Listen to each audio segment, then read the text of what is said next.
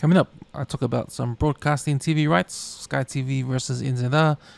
Then I've got also Willie Lio coming in from Perth, Western Australia, to talk to me about some Super Rugby Pacific Round 4.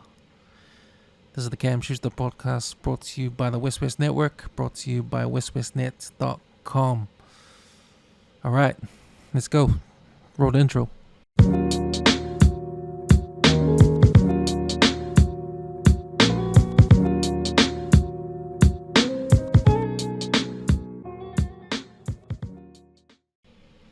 So I found this article in the New Zealand Herald, and it's from the Media Insider, and it goes, New Zealand Rugby, Sky TV, and the All Blacks rugby rights. Broadcaster now ripe for acquisition, says analyst. So that's all about the renewed broadcasting rights NZR seeks to acquire at the end of this year, moving on the next 5 years.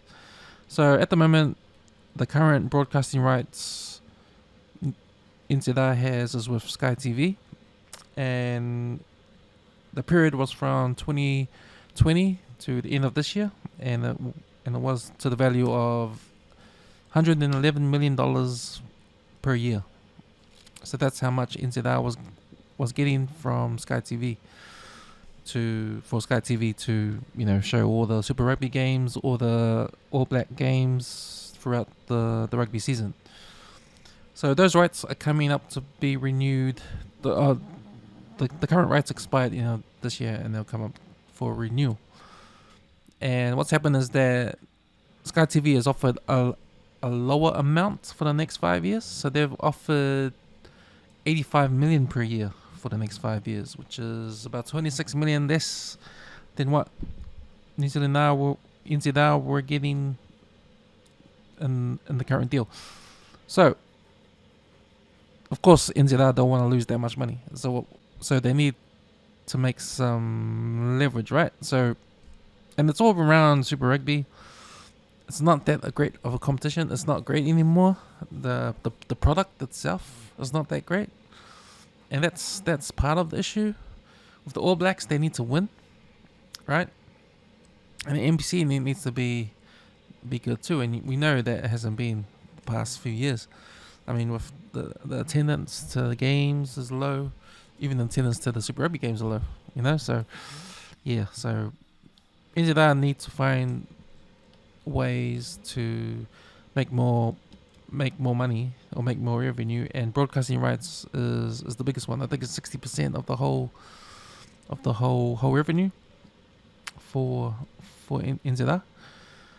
So, but if you look at the landscape of what's going on, there are networks and streaming services who are now interested in sports. You see it with Netflix. Netflix has, last year during Christmas, they had the right to show a couple of NFL games on Christmas Day. So that was sort of like a test for Netflix to get into sports.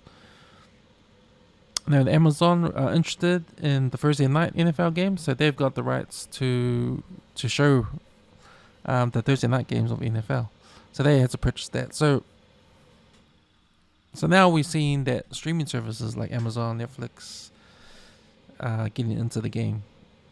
ESPN, which is owned by Disney, I see now that Disney Plus, the streaming service that is here, is now gonna be showing ESPN 1 and 2 on Disney Plus. So that's a conflict with Sky TV, because Sky TV also has the right to show ESPN. So that's just another way to watch your NBA and your American sports there. So there's that.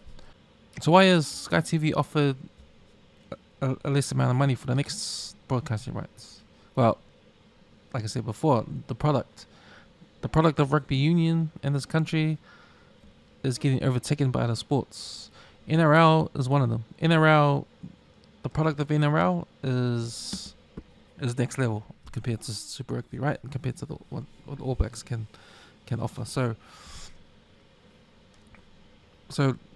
how much are NRL getting with their deal?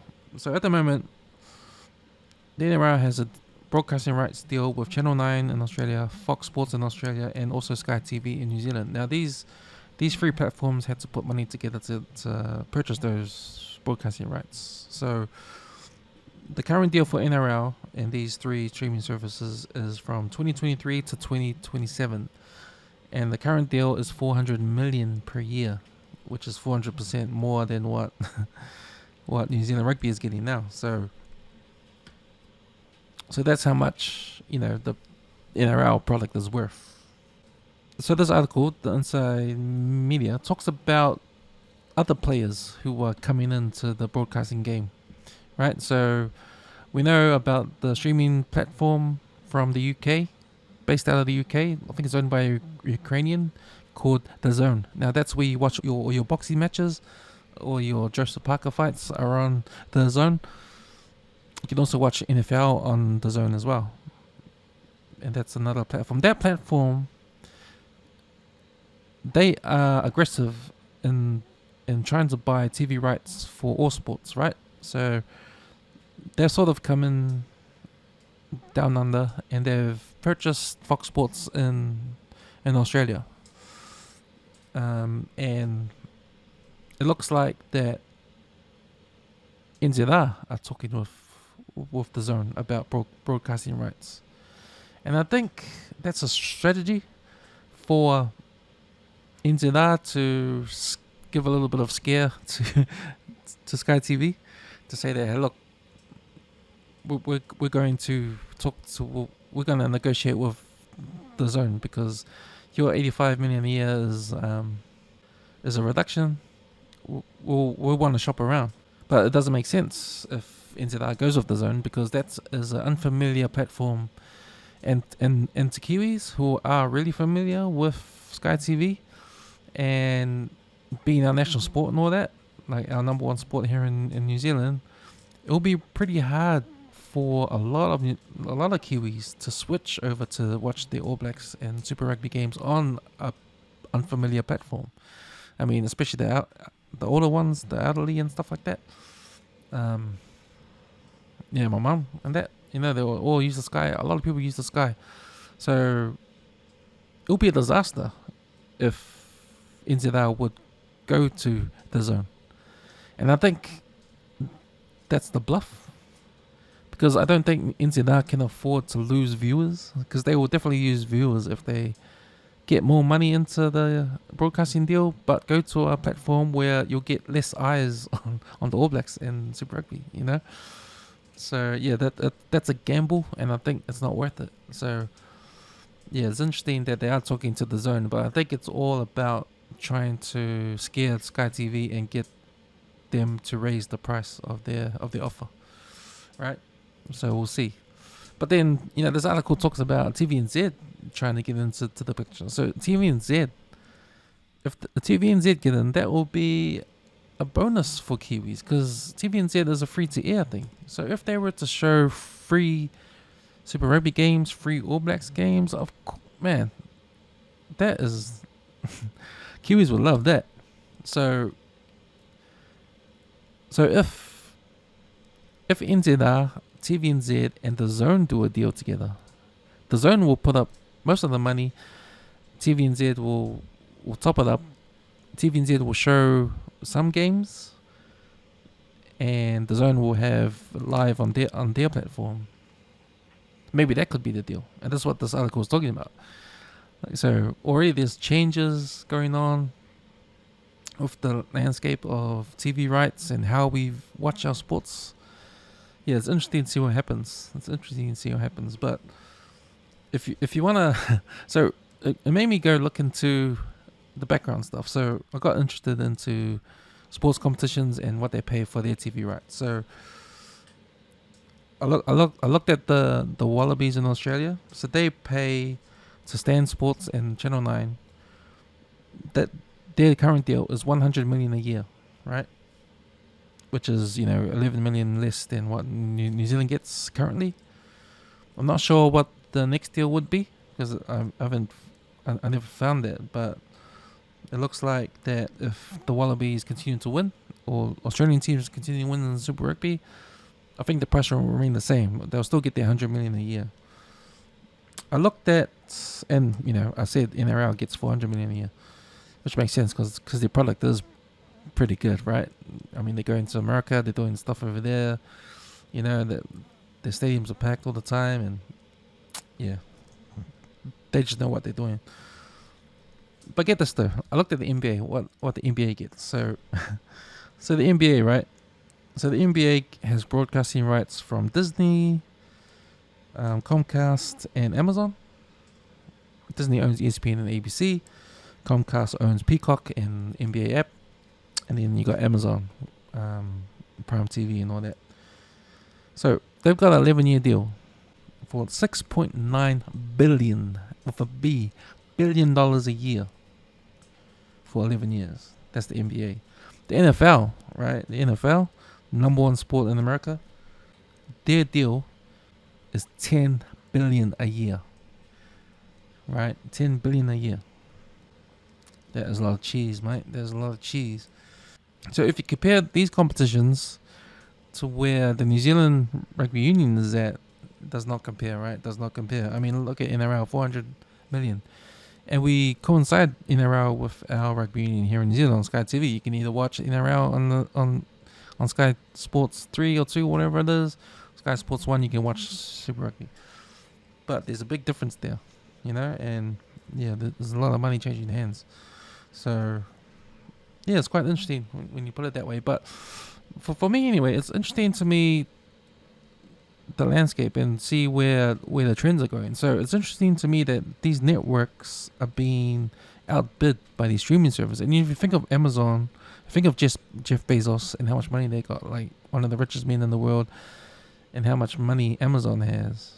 You know, how much money Apple has. If you look at Apple, if Apple were to get into the sports game, you know, Apple TV, if they wanted to purchase sporting rights, right? If Netflix, look how big Netflix is. If Netflix wanted to purchase sporting rights, I mean, they've already got the WWE. You see WWE on Netflix now. How much did they purchase the WWE for? So, and you know, with the NFL having Netflix show the NFL on Christmas Day, those games, I think it was the Chiefs played. They had the Beyonce intro thing in the beginning. Remember that? But yeah, that was an experiment, and yeah, it might work. It worked, but it's scary to know that if these streaming companies, you know, they've got more money than these networks, right? They got more money than Sky TV. They got more money than ABC, and all that kind of stuff in America. If they decided to sports, then that's how we're gonna watch our sports, through streaming services. No more satellite. Sky is having problems with their satellite stuff now. So yeah, it's pretty interesting where it might go. And for the average Kiwi that watches Sky Sports, I'm not a fan of Sky Sports. I think they're a ripoff. You know, it's easy to jump online and watch it for free, but then there's just the convenience. It's just the convenience to purchase Sky TV and just get it straight away. But it'll be interesting to see in the future where this goes and how we watch our sport. That's interesting. But the worst case scenario is that we have all these streaming services and we have to purchase all these different streaming services to watch our sport. So if you're into like 5 different sports and you gotta buy 5 different platforms, yeah, that's that's probably not a good thing. But yeah, if everything gets packed into one, like I think in America they have these packages, like they've got YouTube TV, which have all these packages in it. You can purchase a deal with YouTube TV, and then you get HBO and all these other networks within the one. So you just pay one subscription for all these different platforms. So we don't have it here, but if you have VPN, you might get it. But that's it. That's YouTube TV. All right, I'm back with the Uso again, coming all the way from Perth, Western Australia. Willie, what's up, Uso? What's up, man? All good, man. Another week gone, man. Another week. Man, it's been quick, man. What, 3 weeks? Getting into the Super Rugby Pacific season, man. But yeah, man, I'm glad you're here, man, because we're here to talk about round 4. I think it is round 4 of the Super Rugby season. And man, I know the last game was today. The Crusaders, they demolished the Reds, at home. I think it was. Yeah. They looked like they were in good form, though, Like I think that week off really Rejuvenated them, eh? Really set them up for this game because that was a different team from that loss that they had.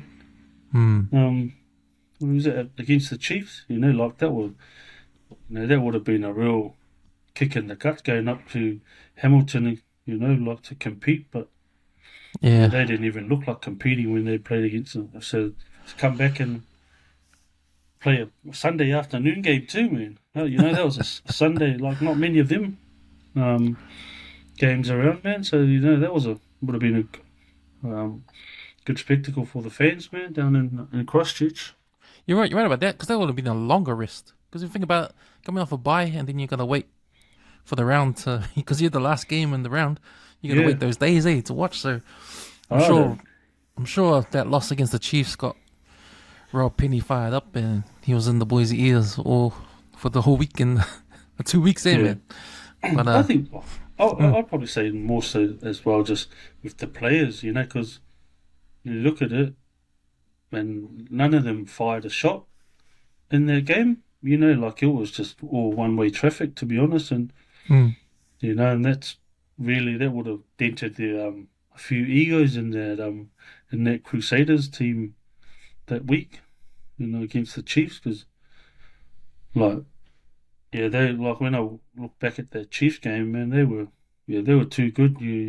They were never going to lose. It's like they were never going to lose that game. But then, to go into the break and come out and then put a performance like they did today, like it's really, you see the difference from now to where they were last year. Like, I know it's early games, but like there's a big shift in them. So they definitely and definitely having their All Blacks available, and some of their senior players available helps as well. Yeah, and the look of their team is different to their last two games that they had, because they, in the midfield, they put more on the bench. Cody Taylor's back too, as hooker, back from injury. So yeah, you're right. The All Blacks are back, and a little bit more experience for them to put on that score to the Reds. So it ended up 43-19 was the final score for that game. But the score didn't really, with the Queensland, with the Reds getting a few late ones in those probably last 5 minutes, the score didn't really reflect how good the Crusader team was. Like it, I think if they hadn't scored those late tries, and it'll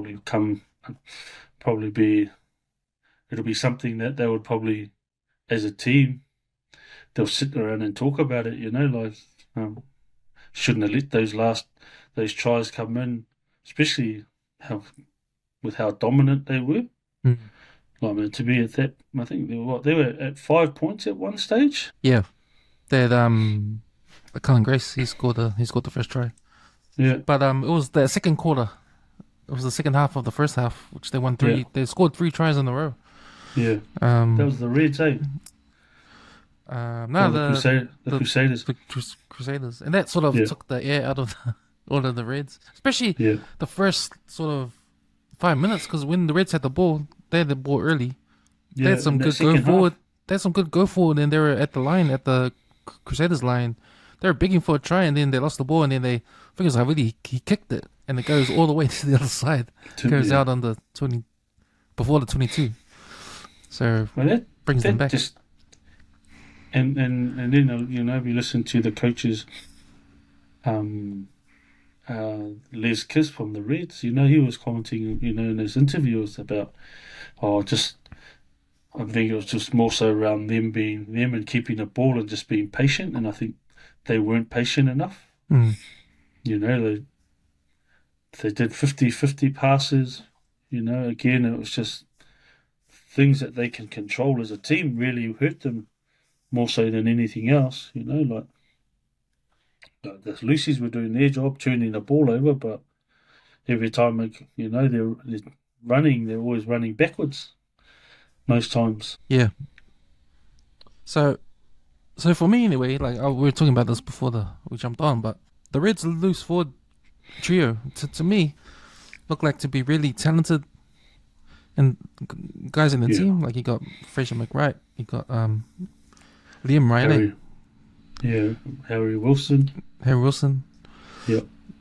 But And then it was it seems they didn't do much in the end, I guess. no, but you can't do much when you're going backwards, eh? Yeah. You know, that's the hard thing, you know, and you can't do much when you haven't got the ball as well, you know, and when you do get the ball, you're not, you know, making the most of it. You know, it's either one or two, and then they're kicking it away.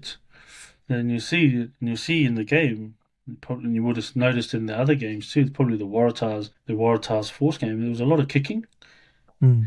You know, just contestable kicks, and especially with it, you know how they call them escorting, but you know where they now you can't escort the player, your teammate going for the ball. You have to sort of move out of the way so it can be a genuine contest.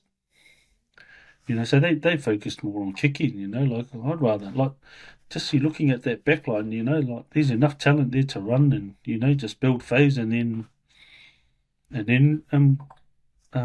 run the ball rather than just one or two phases and okay, well we'll give it back to them and see what they can do and then try and defend. You know, you can't defend against a team like the Crusaders. Mm. You know, because they'll history shows, find a way to score on you. Yeah. Just history shows that with them, with the Crusaders, they know how to build the phases. You know, they know how to grind it. You know, it's just how the Reds sort of managed their time with the ball. Really, they weren't accurate enough with it, and that's what cost them. Like that junkyard dog. You know, made some good runs and then gets tackled. Yeah. Yeah, and he made some good runs inwards and then he goes down, gets tackled, and then he tries to do a 50-50, you know, like, man, just set the ball up for the next phase, you know. It's almost like they're wanting to score off the first phase, which is what under 15s and under 16s do, you know. At that level, it's about being patient and just building those phases. And that's where they are. That's where they lost it. Tim Ryan, he's interesting because he debuted last year, and on his debut game against the Blues, he scored a hat trick. Yeah. And that was the first time I saw him, and everyone was raving about him. So yeah, I guess still young in there, still young mind in there, man. But they last game they took him off. I think he made a couple of mistakes and they took him off early. But that's the nature. That's the thing, yeah. And then you look at that kid. I think he's 19 as well. That Tom Wefolo from the Pacifica, the minor Pacifica. Like they're the same age group, but he's got a good head on his shoulders. My biggest gripe at the moment with when any of the Australian teams players when they score a try. Bro, it's like they've won. It's like they've just won the bloody final or something, you know. Like, man, just score the try, get a pat on the back, and run back, you know, and get ready for the next one. You know, so that's one of my gripes I have with the Australian rugby players because of just how they celebrate. You know, and you see it in league, you know, and then they celebrate like they've won or that was the final try, and then you see 10 minutes later they're like 20 points down and, you know, putting in cheap shots, you know. So, but, you know, like that kid Ryan, like he's a talent, you know, but, you know, it's just about making sure he's not pushing the ball when needed, you know, like just go down, set, play, next one. If it's on, it's on. But it's not on when he's tackled on the ground and then he tries to flick it up and the guy coming, he's running at full and he gets the ball on his knees and knocks it on. You know, so yeah, that's a coach killer, those ones, bro. Like, yeah, made a good break. Like he made it about at least 20 meters, you know, punch through the defense, and then they lose the ball and then they're back down the other end of the field, you know, like that's how quick it can turn. And that was a story for the Reds in that game, eh? Yeah. Because like I said, it happened in the first 10 minutes.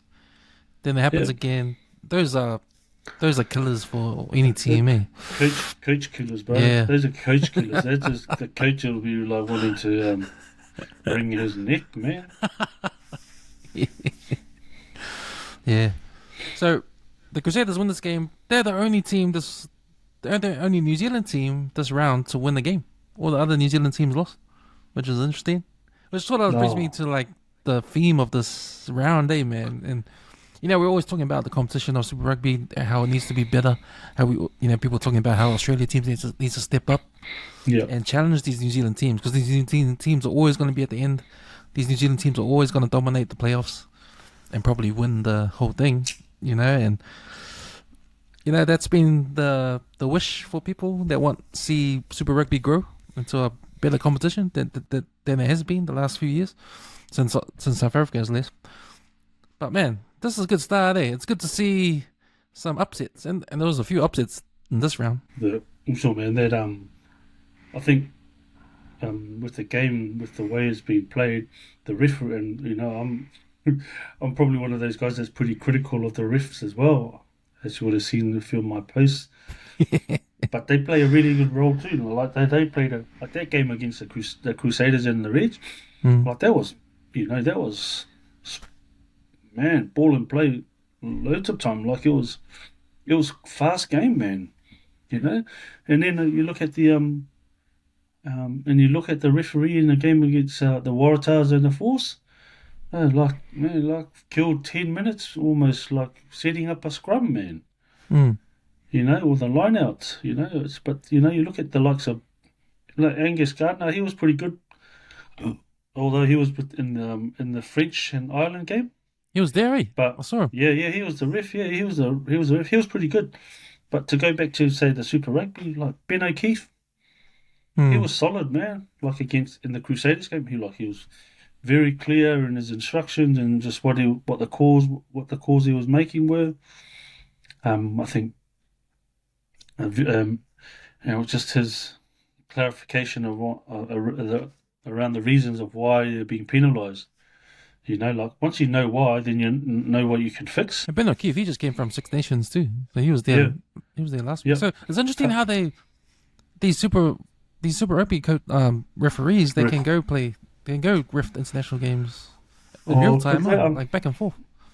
Yeah, because I think they're on the panel to referee international games as well.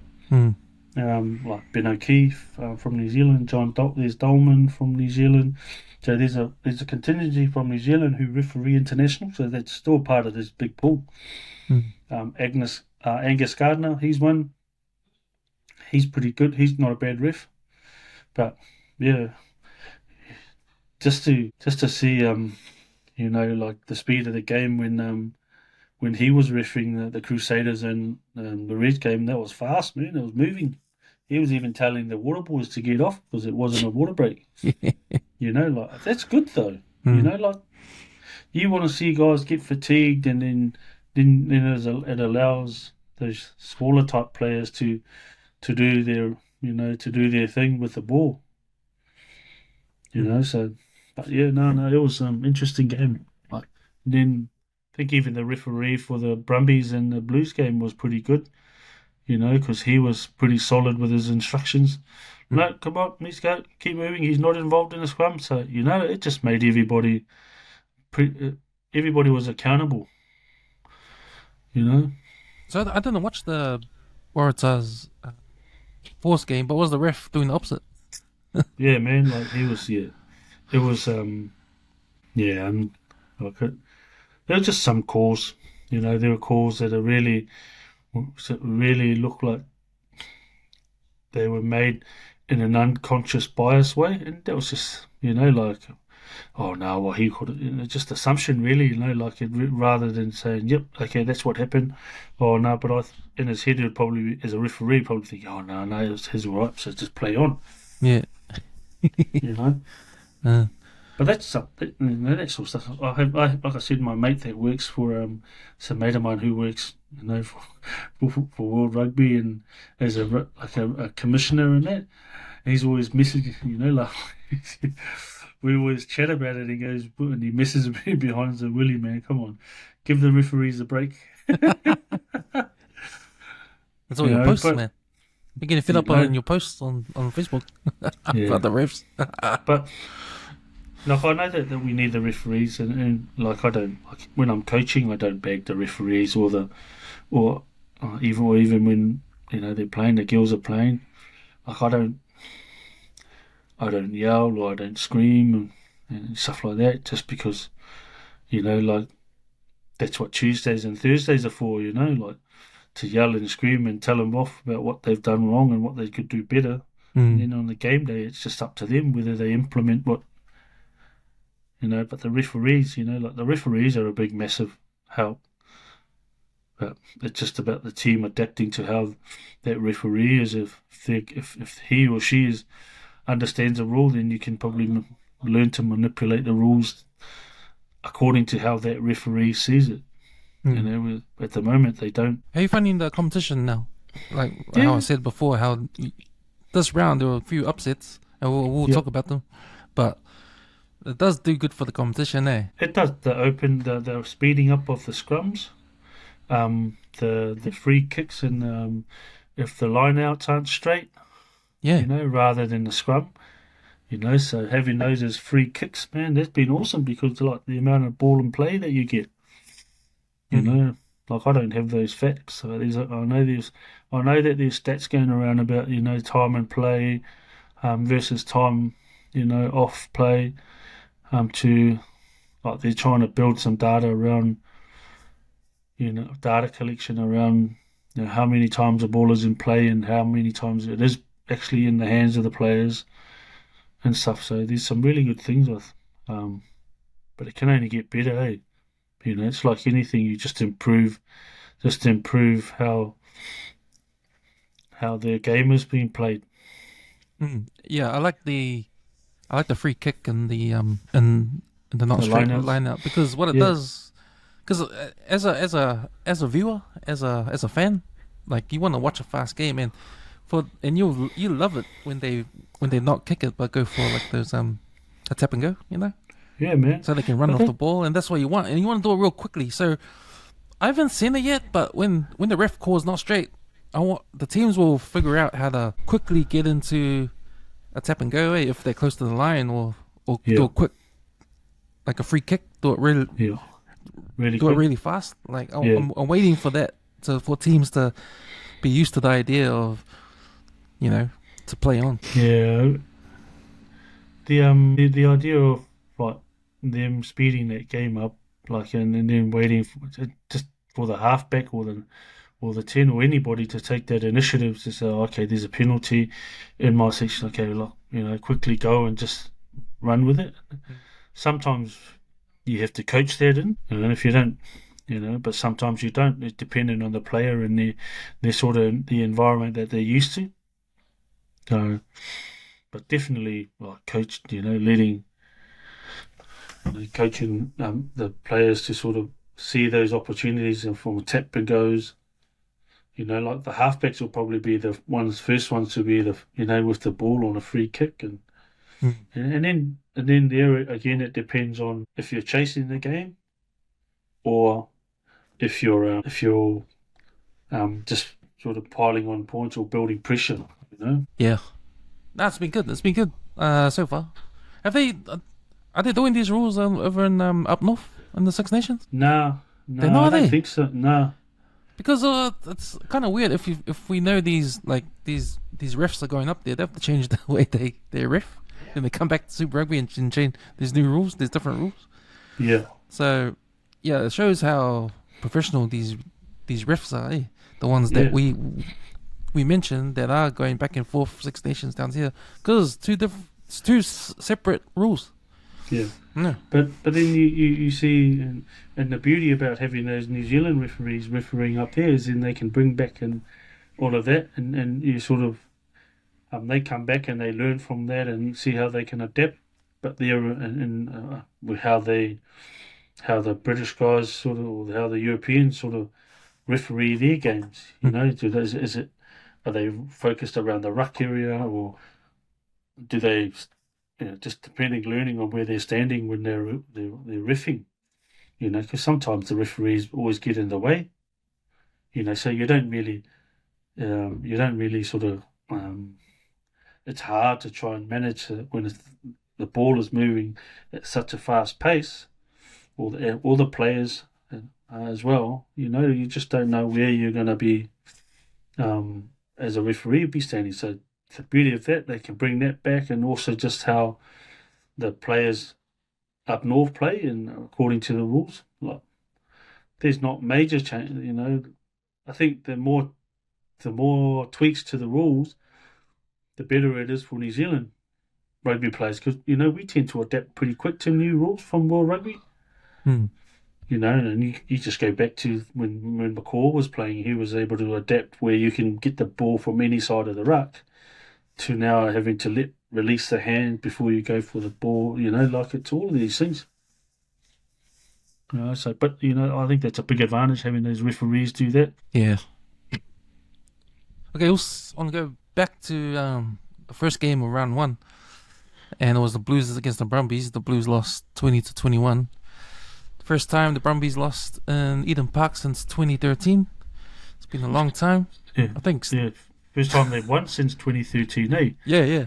So it's been a long time there. So, but man, emotional scenes with Stephen Larkham, like shedding a tear.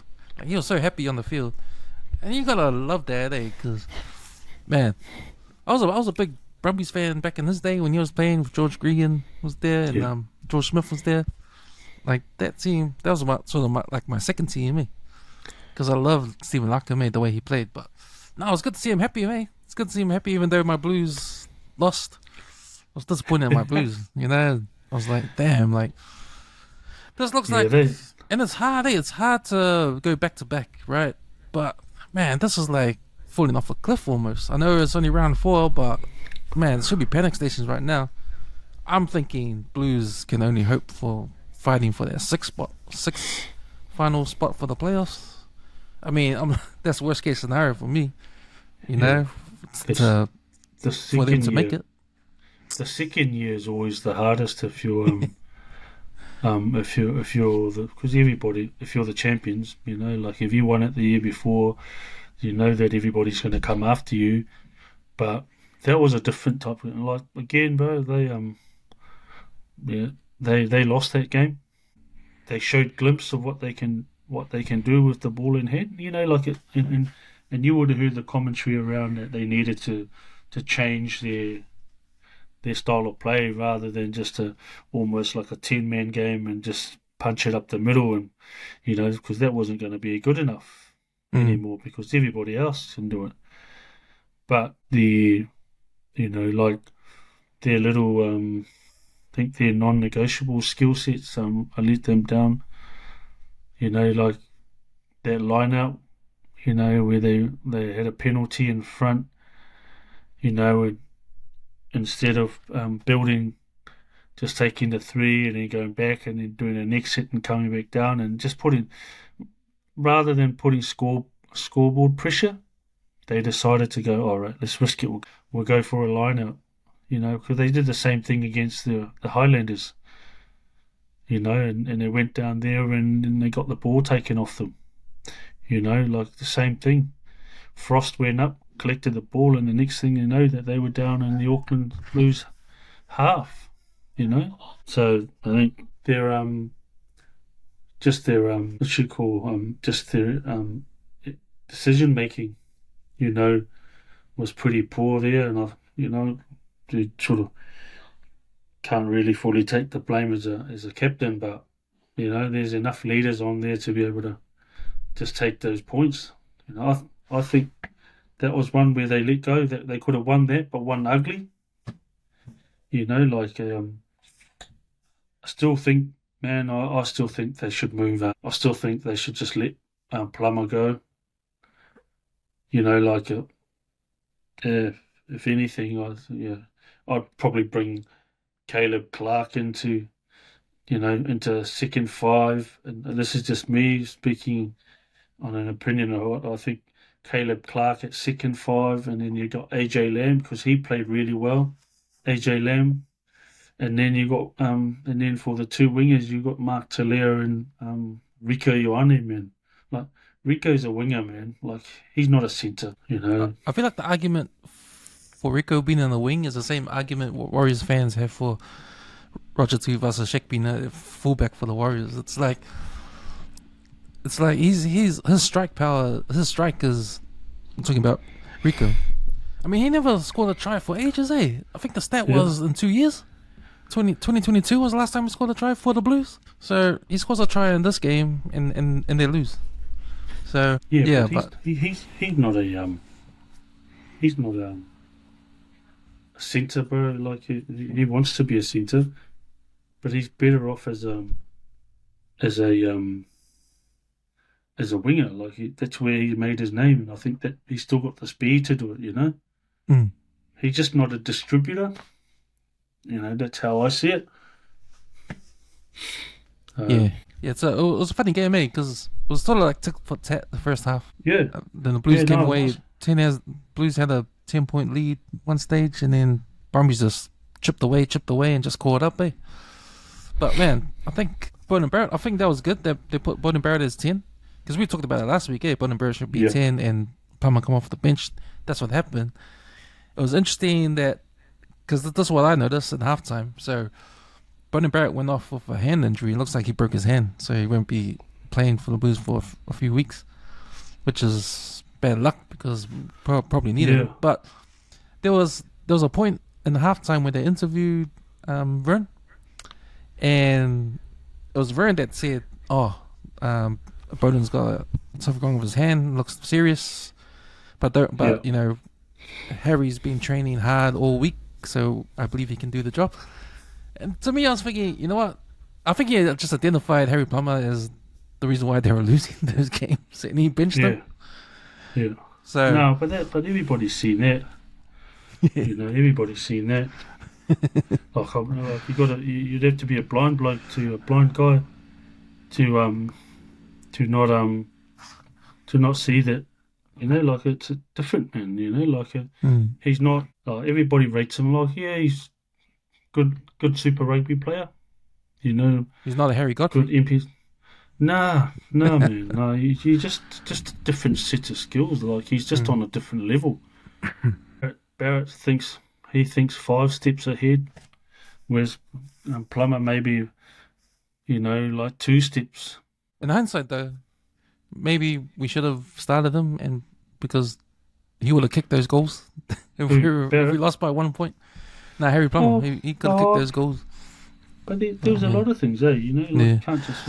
There's a lot of things like they made it hard for themselves, you know. And I'm I think I spoke to you earlier about it that like I'm a big believer in and just don't over celebrate when you score a try. Like the game's not over. Like probably 10 minutes out, then maybe celebrate like you've won. It looked like a game of two halves, man. When Bowden Barrett went after injury. But who was your standout player? You mentioned Cameron Suafor.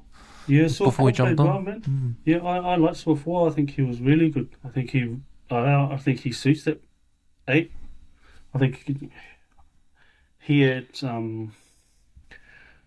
sort of different, you know, a different dimension to their game. He can break the line, you know, and especially when he's out wide. I don't know if you noticed with the game when the Blues played, I think the Highlanders down in.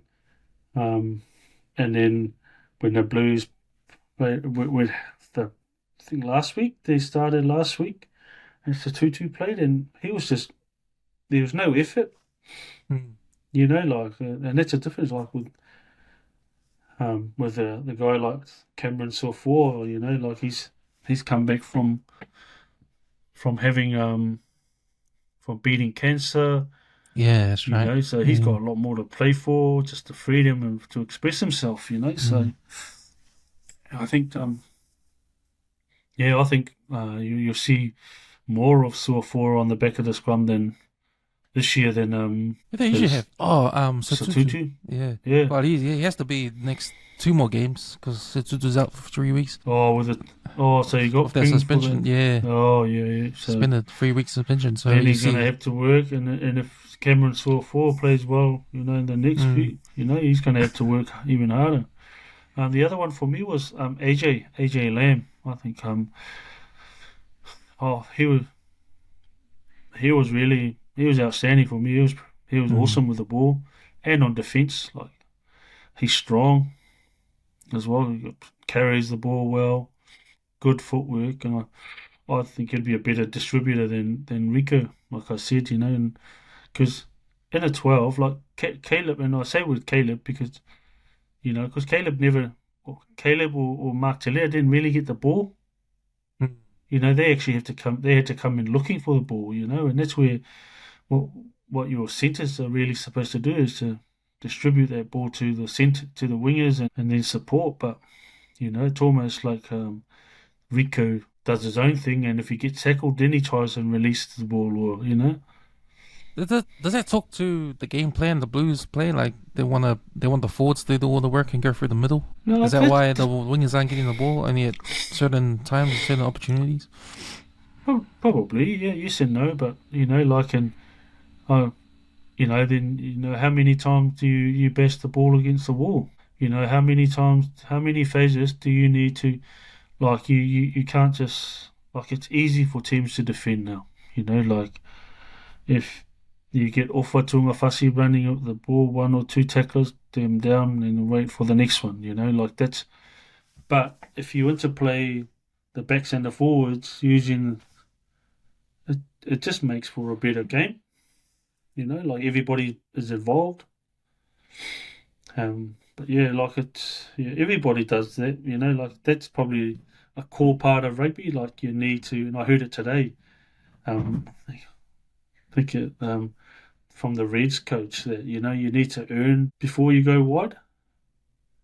So you need to actually earn the right to go wide. Like that, and that's by just taking those punches up the middle first, whether it be out in the 12th, in the near the 12 or the 13, or the forward punching up the middle. But you still need to sort of because once a player is behind the defensive line, it's so much easier then for the teams to get a roll on, and it's easier then to pick up strays offside, and that's where you get your penalties from. But like every team uses what the Blues do. Everybody does that. Big forwards punch it up the middle and then out wide. Doesn't work anymore. Like you've got to have a different way of attacking. Like you look at, and if you looked at the French game, like what we spoke about, man, see how the forwards played together with the backs.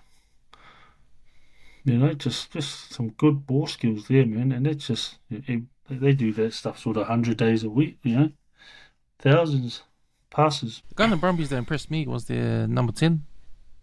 Yeah, Declan Meredith. Meredith kid, man. He's a good defensive first 5A. Yeah, and I noticed. But he can play too, though. Yeah. Didn't he score a try as well? I think he scored a try. I'm pretty sure he scored a try. Yeah, he played really well. But also, like that fullback, Wright. Tom Wright, yeah. I'm a fan of his. Yeah, he's gotten better and better over the years, man. Like in the last couple of years, he's just stepped his game up, and I think having Joe Smith there as an All Black coach, as the Wallabies coach, sorry, has sort of really changed him. And I'd love to be a fly on the wall, in those meetings and those talks about how he coaches. I've heard a lot of, things or good talk about how great of a coach he is. Yeah, he's a no nonsense type of coach. Man.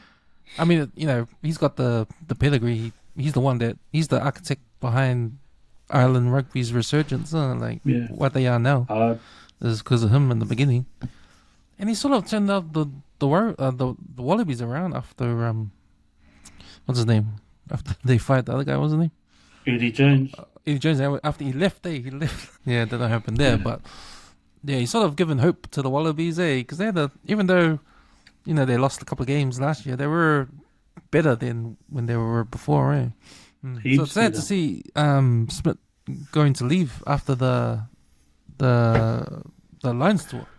Yeah, but that's what it originally was. He was only going to be in there for 2 years. It wasn't going to be any longer than that. But like when you hear the media talking about it, like it was like he's quitting early. It was like, no, man. Like he said 2 years. He signed on for 2 years until the Lions, and that was it. But now I think he's extended it out to the rugby championship. Oh yeah. No, the rugby championship. So I think the Bledisloe, I think they might be eager. They're wanting to get the Bledisloe Cup back. Yeah, and I don't think the Aussies, the All Blacks, will be keen to let that go. Yeah. So what now for the Blues, man? I mean, do you think they're gonna win the championship? Because I don't. I think the way they're going, their trajectory is downhill spiral. I mean, it's been 4 weeks. It's round 5, and you got to figure it out. It's not like they've peaked at any time. Like for Chiefs, yeah, they peak. Maybe they'll go down, but I don't know. They're still a quality side. But man, to me, the Blues to me right now feel like back in the Pat Lam era, in the John Kerwin era. Those Blues good on paper, but losing games. Yeah, I wouldn't say Pat Lam, because I think Pat Lam was fighting more than just the losses. He was fighting the board, man. So yeah, but those results during that time, the results, man. But I don't know. Like, they're still good enough. They're still good enough. The Blues, to be honest, they've got enough personnel in there to be able to at least make the finals. But I think this is showing that you can't there's no easy games. Yeah, because next they got the Chiefs, then they got the Crusaders, and then Hurricanes. So out of those 3 games, I think they'll win the Hurricanes. They'll lose Chiefs and Blues the way things are going right now, but you never know, because the next game, the Chiefs went over to Fiji and they lost. Oh, that's right. So who's got the motivation there? And we're talking about this before. Because I mentioned about the drama that happened when they came over to play the Hurricanes at McLean Park at Hawke's Bay with the whole transport thing. And so, you were saying to be like, this is good drama for them to get angry and win the next game. And that's what they did. Chiefs went over without Damien McKenzie because he was injured. Yeah. And they put him to rest day. They rested him for that game. Yeah. But you didn't see that game, eh? You didn't watch that game? Oh. No, I saw highlights, just sort of little highlights of it. There's but that's that Fijian draw team like for the last 3 weeks, though. Like they haven't changed anything. It's just that everything's sort of clicked now. Like the ball, the passes stuck to the hands. The decisions that they made were the right decisions. Like that's how they play week in, week out. They're consistent. That's the word. They're consistent with the way they play. Like they run the ball, man. When they get an opportunity, and you see the interplay. You see them pop the ball off the shoulder, and it feels like everybody. And it's funny because you look at the French game as well. That was the same thing that they were doing with the French. It was just like a little interplay between the backs and the forwards. Everybody was just a short pop. The ball never went. The player with the ball never went to the ground. If they did, they were either looking for a pop up or they were just going to set up for a quick ball. At the ruck. So that's what that's what Fijian are doing. And then when you got guys with that speed, man, like it's tough to go. And I'm happy for them, to be honest. I'm happy for them that they had that win. It sort of brought the Chiefs back down to earth after, going on a winning streak. Yeah, and they scored the first try real early, and it looked like they were off to their winning ways. But nah, man, the drawer hung in there, and they did their razzle dazzle stuff that they always did, and it hit this time. It was like 50-50 stuff, but if it hits on the side you want it, you're gonna win some games, and that's exactly what happened there, man.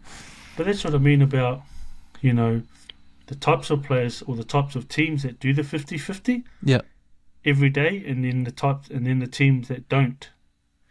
And so the teams that don't do the 50-50 stuff every day are the Waratahs, the the Reds, the Force, the Brumbies. They don't force those teams like the Drua and the Moana Pacifica. That's normal play. In the local park, man. That's how Islanders play. Yeah. So that's that running game and that open game that they sort of bring. That I feel that, which I see that, and you see the French do it because they see that. That's that. And the French everybody calls it, that's the French flair. And so, but man, the Polynesians have been running that ball around in the islands since the early 900s, man, 1900s, 1920s. Like the Fijian teams you'd never see them drop a ball down on the ground. But like you said, when it sticks, it sticks. It's like a hot plate, bro. They're humming. I was happy for them to see that they won. Yeah. I mean, the conditions were atrocious. It was raining, it was wet, so it suited their kind of rugby because they're used to playing in the rainy season. But that's right. But the Chiefs, they looked out of sorts. They looked good, but not as good as they were those previous games. And I think because Mackenzie wasn't there for one thing.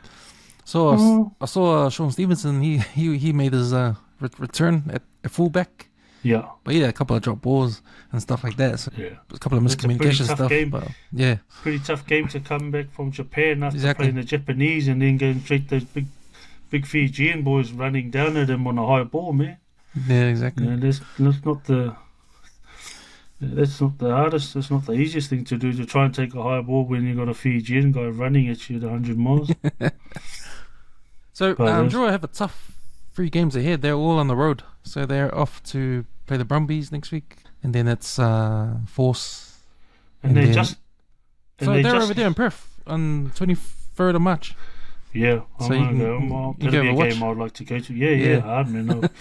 I'd probably go to there. Yeah. And then they're back then they go to New Zealand for... Oh, no. I think they're in... When's the ANZ Stadium? That's Sydney. ANZ is Sydney, yeah. So it must be Super Round.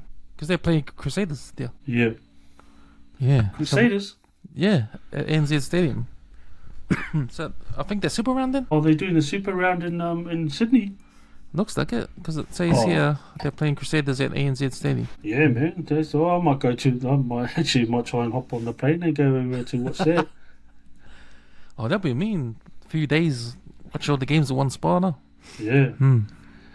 But yeah. Now the draw, I think the draw pretty good, man. Like I like the draw. I like the way they're playing. They've just gotten better and better. They're 3 years in the comp now? Yeah. 3 years. First win against Chiefs too. Yeah. Yeah, 3 years, first win against Chiefs. I think, they'll only get better, man. I just hope that all of those issues with sitting at the back of a truck going to Napier, but some of those boys will be all sweet, like there's nothing. It'd be like hopping at the back of a truck back in the islands in Fiji, man. I thought it was poor form for New Zealand to let that happen. I mean, if it was the fault of the manager, then surely New Zealand would cater for that, have a plan B in place. Sorry, you guys didn't get it right. Oh, we'll sort something out. We'll do this, like that kind of hospitality.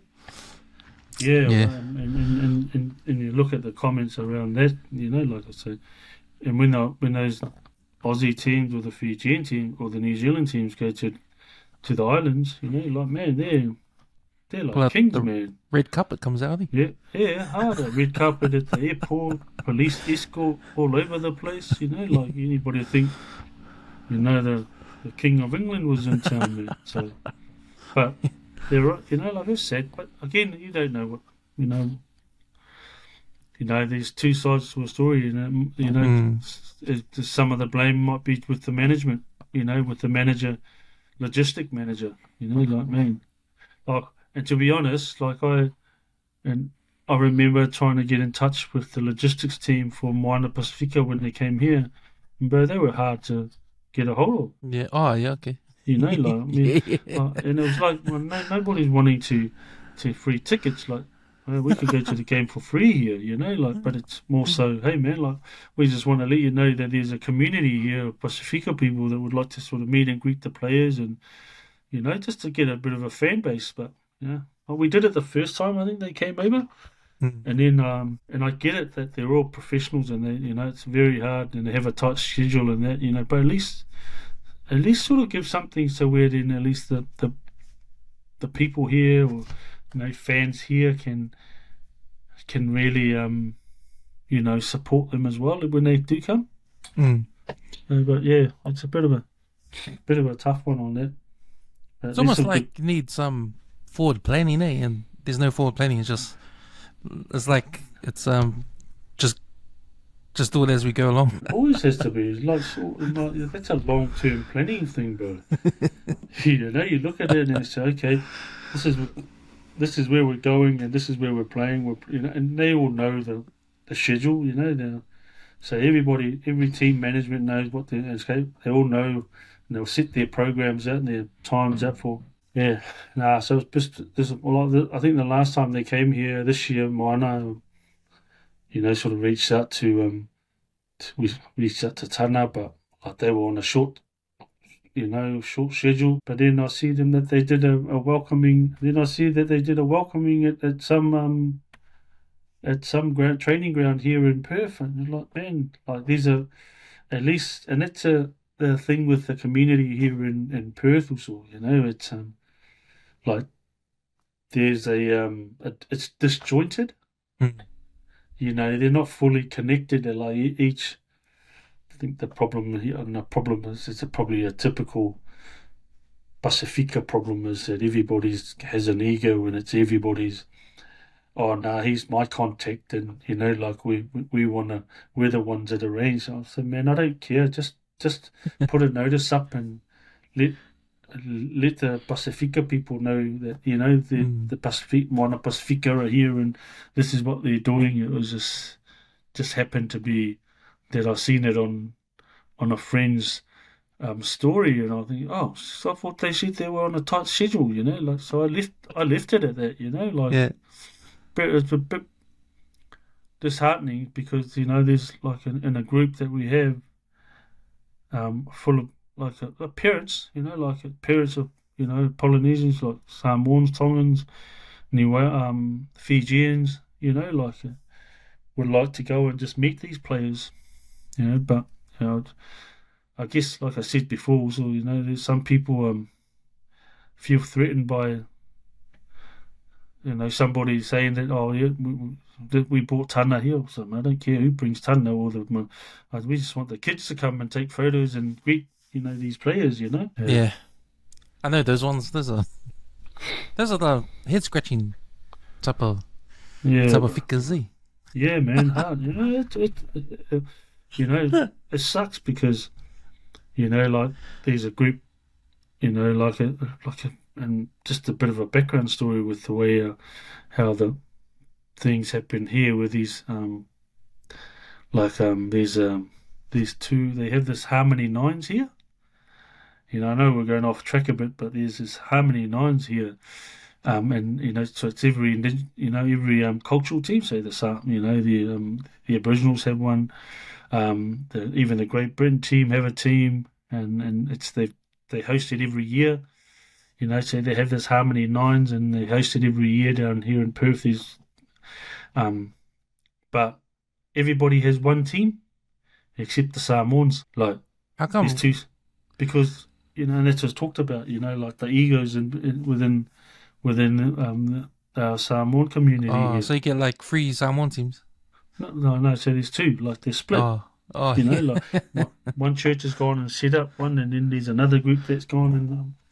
And it becomes, and I don't get involved, to be honest with you, man. Like, I get involved from a rugby sense that, sort of just to create a group because a friend of mine was working for Rugby Australia at the time, and he reached out to be part of like a community perspective for Australia, for Rugby Australia, and for the Pacifica and that. So they were looking at they're still trying to do it. But it was, it was through that where I created this community group with all these Pacifica, and predominantly they were all parents of young Polynesian kids playing rugby here. So there's a few Tongans, Niueans, so not Fijian ladies as well. So we were good. So the first time Moana came here, we went and we hosted. So we greeted him at the airport and all of that, and then when the Fijiana women's team came, so we said to the Fijian ladies and so like when they come, when the Fijian teams come, like you guys take the lead and we'll support. So the Tongans and the Samoans support, and they loved it. So we did that also for the drawer. It was just a really, but it comes with the Samoans, like with the Moana Pacifica, and there was a Samoan cultural group that was actually dancing there, and I and I'm all for it, but allow the rest of the other people in the communities to come and meet and greet, these players as well, but I just think that's where that's what talk about it. So it's an ego thing, especially with our Samoan people, man. For me, man, I don't have time. I just say, yeah, it is what it is, and that's it. Sort of try to stay in my own lane, to be honest. But yeah, no, I know we got off track a bit but it was just thought I'd highlight a bit of that with how things happen here in Perth from a cultural shift, I guess. Yeah, no, it's good because Perth is isolated. Is an isolated city on the west coast of Australia. So you guys over there, like, to me, you guys are like in a black hole. Like we'll never see you again because you guys too far from Auckland, too far from the Sydney and all those places. But no, it's a great place to be, man. Yeah, again, like you said, it's one of those. We're isolated as it is. But then when you sort of isolate yourself within an isolated part of the Australia, it just really it's shit, to be honest. Yeah. There's no other way of saying it, man. It can't be too nice about it. So back to what other game? I watched someone watched the so the Moana game, the Moana and Hurricanes game. Yeah. That was a good game, man. That was a good game. That was a really good game, I think. But the best thing about it, they won it without Artie. Yes. The second half, he came out of injury? No, I think he pulled a hammy. Yeah, he looked like a hammy. Yeah. Yeah, but he didn't come out of the tunnel, eh? It looked like, did he? I didn't see that. Watched more so the second half. He did a boat and Barrett. He didn't come out at all. He went straight to the bench. I thought so, yeah. So another thing, I think that was the most pleasing thing for me. And I think for Artie that would have been a pleasing thing too. Like for them to do it without him on the field is now they can they can operate without him. You know what I mean? Like that's a true sign of a good leader, bro. When your team can go out there and, put their hand up and still, you have those emerging leaders that come through and, yeah, man, I'll take it. I'll take the hit up. But it wasn't, when we talked about earlier about with the Blues and their effort. Yeah. That's exactly what these guys had. There was an effort to get off the ground quickly and get in the defensive line. So that it was just a second effort. They were really hungry, man. They wanted it, and I think they could smell it too, that they're while being ahead. And it's amazing, what the scoreboard can do if you'll just take those 3 points. Because they just put the scoreboard pressure on, They were patient. That 10 for me was a standout. Patrick Pellegrini. Yeah, me and Roger were talking about him on the last episode. I did. Yeah. And because when he came on for Garden Bishop the last game, and he sort of changed the game around. He was better. He controlled the game. Loads better. He directed the game better than Garden Bishop did when he came on. So obviously you got rewarded a starting role in this game. Man, he was mean. He had a good running game. He broke the lines a few times. His kicking game was on. Yeah. There was a try when he kicked twice in that one play. He kicked over. Yeah. I think it was Lano Milo. Yeah. And then he passed it to him again and kicked again to the corner. Yeah. And that was where Tom Whiffle, ran around that guy and scored. Scored the try. Yeah. You know, enough. So he was controlling the game well, eh? Really good. He was really good for me. I think he was. So he's half Tongan. Kicking. He's half Tongan. His dad's Australian, no? He's a Tongan international. Yeah, he played for Tonga. So yeah. So he's really good. This is what you want to see for a team like Moana, to have these island internationals come and play for Moana and get that Super Rugby experience, eh? So they can go back. He can go back to Tonga and play. You know, he can be the first 5 for them of experience. You know. And even that Taumatene had played a good game. The 9, he had a really good game. Mm-hmm. You know, he stepped up. The one I was impressed with the most, and I think he's been probably one of their better players, is even before Ari came, was that Miracle Whailangi. Yeah, he scored a hat-trick, eh? Yeah, man. You know, he's just getting better and better, to be honest. And, like, yeah, it'll be funny, man, if he gets a call up, because he's played for the Manu, eh? He's come from the Manu, yeah, he's played. I think him and Tawala. And Lalo Milo as well. Yeah, they play.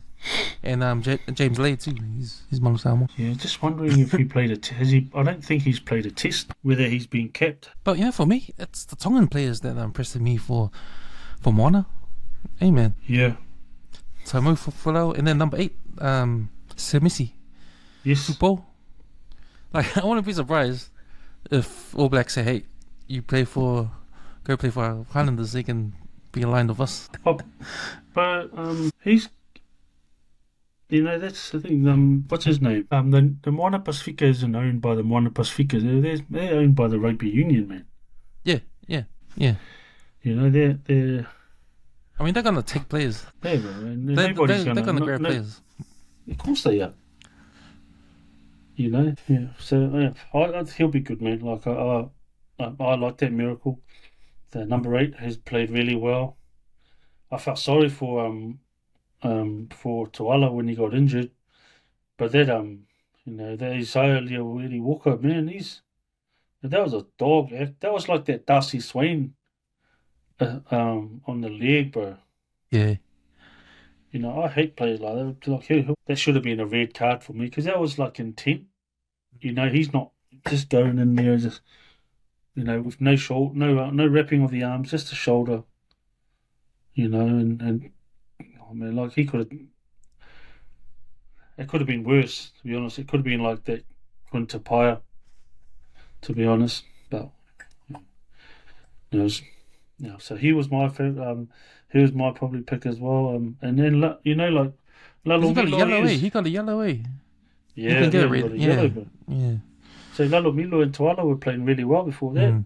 You know, like, but yeah, no, it'd be good to just good to see them win, and then and win real well too. You know, it's not like they fluked it. It's like the points they scored were, like, you know, on point. Really on point. They scored 4 tries in a row. Oh no, wait, hold on. They scored 2 tries. Moana scored the first 2 tries in the second half before those yellow cards came. And then they scored again in the 58th minute. And then that was it. Whailangi scored his hat trick on the 66th minute, and it was game over after that. So yeah, it's a good win for Moana, and like you said, like, to have Adi on the bench when that happened. And you know, you see social media when there's footage of him cheering his team on, like, getting excited in that. So that was a good win. Yeah, no, it was. I think they deserved the win too. And the best thing about it too, you know, like you know, Duplessis Karifi acknowledging that too. You know, like in his post game interview, he pretty much missed that. What did he say? Oh, he credited them. You know, like you know, they deserved that win. You know, like it, and then just also, you know, I think it's more so around, could see what they're building, and you know, and just being the crowd coming out. So yeah, no, it was a really good. He was frustrated, you could tell, you know, as a captain. Like, you know, I think that was probably they learned a big lesson there of not to rest their, you know, not resting their starters, and and then expecting them to come back and win it in the end, and which they almost did. But, it's always hard to chase down a team. Then, I believe Moana was ahead in halftime. Yeah. So they were chasing from the start. So you saw the bench. You saw the bench, like Karifi was there and Roy got. So it was sort of like, we'll do a bomb squad on these guys. Because we sort of identified that Moana did good in the second half. So that was the decision to put those starters on the bench and bring them on in the second half. But it sort of backfired. Yeah. I just think the decision, but like as a coach, like he's also testing out his bench. What's our depth like? When we go in deep, are they gonna be able to last? And it showed that some of them, are they at that level yet, or they're not?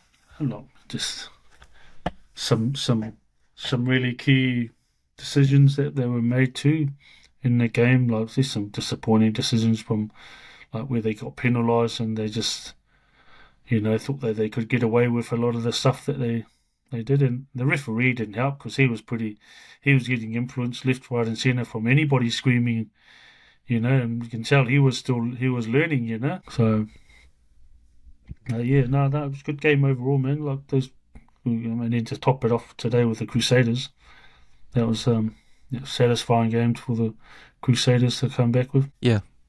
So if we look at the next 4 games for Moana, they got Chiefs next, then Crusaders, then Waratahs, and then got the earmark this one, the Blues.